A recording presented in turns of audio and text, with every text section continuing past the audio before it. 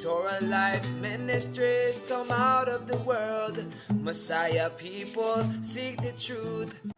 Hello everybody, here we are with Torah Life Ministries. Today we have Christy on the show. Hi. Christy, why don't you introduce yourself and tell people where your passion is, and it's a very controversial subject you're going to be talking about.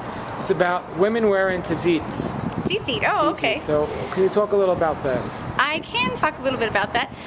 My name is Christy Anderson, and I live in New Mexico, and I have a radio ministry, and I've been teaching on hermeneutics and how to study the Bible. It's just a big fancy word for how we study our Bible. But when I was coming into the Torah understanding, I came across the Torah portion about tzitzit, and I thought, man, do I need to do this? This is something that the Lord would lead me to do. And so I did a lot of research, and I looked at all the opinions, and ultimately, B'nai Israel is children of Israel. It says in the context that the children of Israel to tie tzitzit on the corners of their garments, so that basically we won't go where our own heart and eyes lead us. We will remember the commandments, and it's a reminder. It's like the first WWJD, what would Jesus do? Like the bracelets today, it's the original WWJD. So I did a lot of research, and I made a website for women, because many women were saying or feeling led by the Holy Spirit that they should wear them. And so people were telling them, no, that's not for you. And I kind of laughed, so my little antidote for giving people just the logic behind why women should wear tzitzit and why that commandment does apply to women is that generally women have been blamed for Eve seeing the apple and thinking that, that looked good, and she went where her own heart and eyes led her. And then Adam followed behind quickly. So if we're making the assumption that only men should wear them, then we're making the assumption that only men go where their own heart and eyes lead them. And so clearly that cannot be the case. I know as a mouth in the body, I tend to like to talk, as you can tell. So I know I need them, because when I get in a situation, somebody, let's say I'm driving and someone cuts me off, immediately you want to react, and it's there to remind you that, oh, keep your mouth shut, Christy, and don't just react in your flesh. My husband is famous for reminding me when he's angry at me or I do something really dumb and I make a mistake or I get in my flesh. He's quick to remind me, oh yeah, Christy, you're wearing the tzitzit, but you're not acting like it. But it functions then immediately to convict me. So it does what it's supposed to do. It's not like you have to be perfect before you get to some level of spirituality where you're going to wear tzitzit, now I've arrived. No, it's to cause you to remember and to change and to help you grow. And women need to grow and be helped in that area just like the men do. And why do you think some people say it should be for men only? It's hard to understand. There were some excuses about it being a time-limited commandment, but then Shabbat is the time-limited commandment. I mean, where is the line drawn? I mean, that was one of the excuses they made, like we had to tend to the children. But I would think if the children are with us mostly and they're seeing it, I know it's funny, my daughters a lot of times would come up when they were little especially, and they'd kind of pull on them and they see them, and it's a visual reminder to them daily.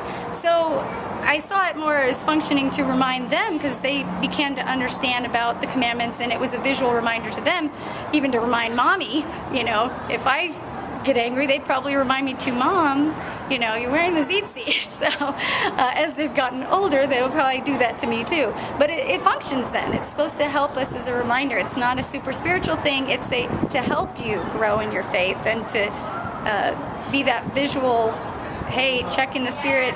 Also where you go. A lot of times, like maybe you're tempted to compromise a little, but if you're wearing tzitzit, all of a sudden you're projecting and saying, I am wanting to be held accountable. I'm saying that I'm following the commandments, and I'm going to be held accountable to other people who see me.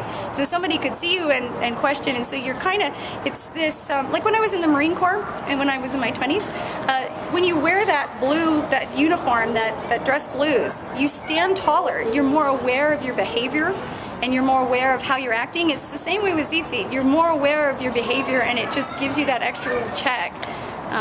to do that. So as far as them telling people why women shouldn't wear it, I have a lot of kind of a page that goes through the different opinions of people, so you can see all the opinions and make a decision for yourself.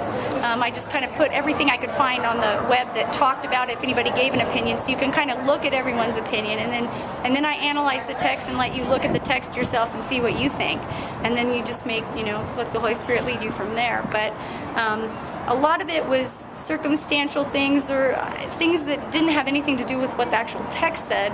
It had more to do with tradition, or like this whole idea of time limited, whereas women, yes, we may have to give our attention to the children, but I didn't see how I have to put on clothes. It doesn't take me any more effort to put on the tzitzit. Although with men in the Orthodox Judaism, they go through a whole morning ritual in the morning prayers when they're putting it on. But even that, when I read that, it's like a 5-minute short prayer. It's not very long. So I don't know if because they assume that you're going to do that when you get dressed, whereas most in the Messianic community, we just get dressed and we put it on, we may contemplate or say a short prayer, or, it's just a visual reminder. But the actual text doesn't say and give us much more detail than to have the blue techelet thread in the tzitzit. So it's not limited by color. We have creativity. God knew we were going to have different styles of garments throughout our lifetime. So when I approached the way that I was going to do it, I had to look at, I want to do this for the rest of my life if I'm making this step forward. So it had to be, I wanted to honor tradition, but I also wanted to allow something that I could do for the rest of my life that was practical because of how we dress today. So there's a lot of things to consider in that, and I guess that's it. Right. I don't know. Speaking as a woman of Torah, yes. Do you see, from a modesty standpoint, do you see any decline, or what's your opinion about modesty today in general with the dress code today? Tzitzit had a huge impact on modesty with me. But growing up, I had some incidents of abuse that happened in a church situation to where I was kind of very negative against even wearing skirts growing up. So I had some sort of background where I was almost afraid to wear skirts because of the access it provides to predators. However, as I came into the Torah understanding, we got together with different ladies at one Sukkot, and we really had a discussion on modesty, and some of the ladies wore full head coverings, and some wore the crown was covered, and some, we talked about different things that you dress in. Well, the first thing I noticed when I put on tzitzit was, okay, wearing shorts is just not, it just doesn't go together with, even though if they'd be like Bermuda, that just doesn't really go together with wearing tzitzit. And I had to be considerate of Judah, our brother, the Jews, our brother, that I wanted to respect, that I wouldn't offend them in wearing them. So I wanted to respect the tradition, but also do something practical. So you really have to be more conscious of what you're projecting. So, I never wore shorts after wearing tzitzit anymore. It was like, okay, that's definitely out.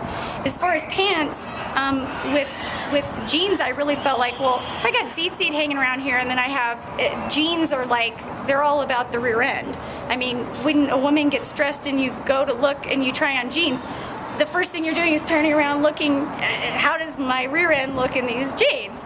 So I would wear little short skirts, and actually I realized, because I was in a dance class, an Israeli dance class in Phoenix, and they thought I was Orthodox, so I guess the young girls, Orthodox girls in Israel must wear little skirts over their jeans or something. So I had started doing that because it just felt wrong, wearing tzitzit, and then, and my assets was what my husband was most attracted to, so it became more of something for me that I wanted to preserve for him to view and not for the whole, other people to view. But in conjunction with wearing tzitzit, it really made me contemplate, how am I dressing? Because that's part of, there's a whole teaching, and I think I have a little bit of it from Rabbi Hirsch on the website, where he talks about it's an extension of your garment, but it's like telling you, let the garment do what it's supposed to do to cover us. And he has amazing teaching on that whole topic.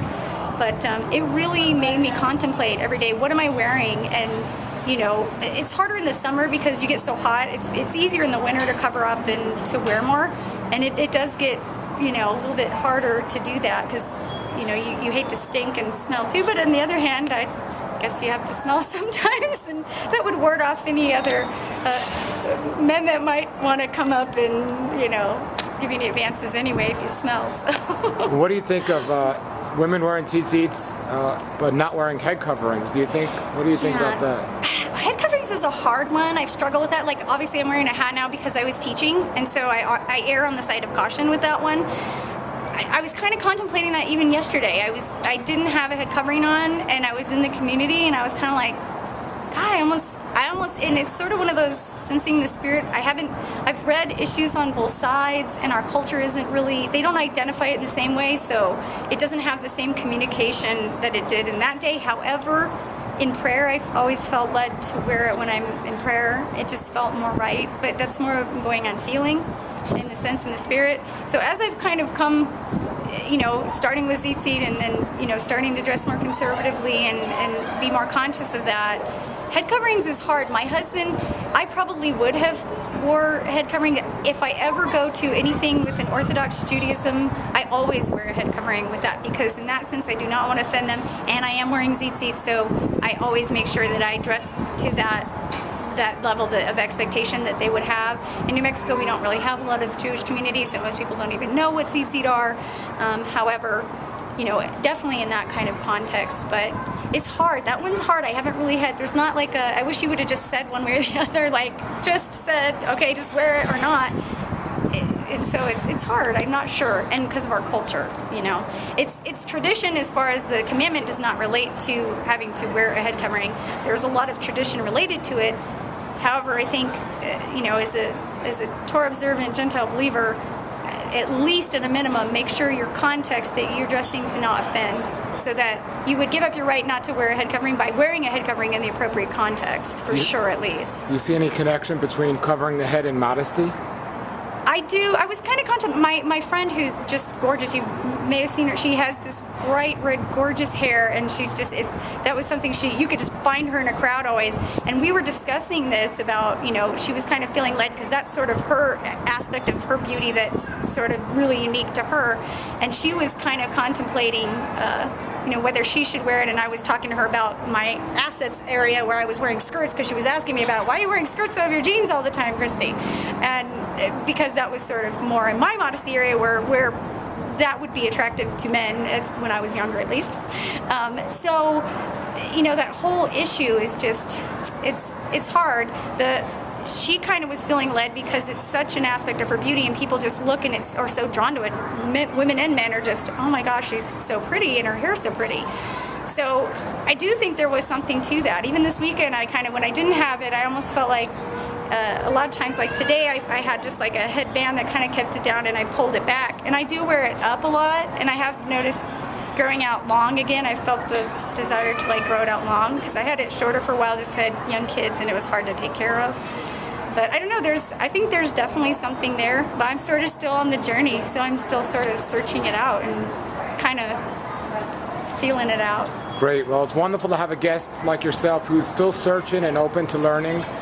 Give people your website again, how they can get in touch with you, because you have a company where you make the tizit for everybody, really. The tzitzit, you can go to tzitzitforwomen.com for the tzitzit specific. That's just a website specifically. You can order some if you want. At first I just wanted to teach people so that they could teach other people, but people kept emailing me, when are you going to sell them? When are you going to sell them? And my husband was finally, after about 4 or 5 years, he's like, you just need to sell them. So I finally, on his advice, did. Spell the website for those that... Tizit, FOR, and then women, WOMEN.com. And but if you want to, my major ministry and what I'm kind of tying everything into is foritiswritten.com. That's where I teach on hermeneutics and the basics, give you all the basics of how to study the scriptures for yourself. And again, that's foritiswritten.com. Great. Well, thank you for joining us on the show, and thanks for having me. Tell us a little about For It Is Written. Tell us a little about that. Okay, so For It Is Written, last summer I taught some ladies a Bible study, and as I was going through, I had been gone through seminary at Liberty University, and I thought I would get kicked out actually by the first or second class at least, because I definitely didn't compromise the Torah message, but they couldn't actually say it was wrong either. So it was, amazingly enough, I still was able to graduate summa cum laude, even though I thought, man, a couple times I was going to blow some grades. But so through that process of studying, I knew the Lord was going to have me write, and I didn't know what though. And finally, after getting out of school, my husband was like, "What are you going to write, Christy? What are you going to write?" And I was like, "The Lord hasn't told me yet."